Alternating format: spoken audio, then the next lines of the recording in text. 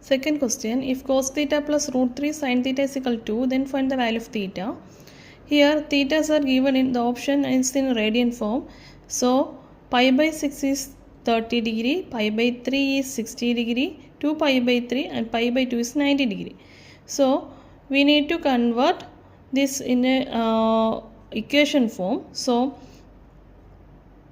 divide the throughout the equation by 2. Cos theta plus root 3 sin theta is equal to, then we get 1 by 2 into cos theta plus root 3 by 2 into sin theta is equal to 1. Then after looking the equation, we can see that 1 by 2 and root 3 by 2 are the values of sin 30 and cos 30. So replace 1 by 2 and root 3 by 2 by sin 30 and cos 30. The equation become sin 30 into cos theta plus cos 30 into sin theta is equal to 1.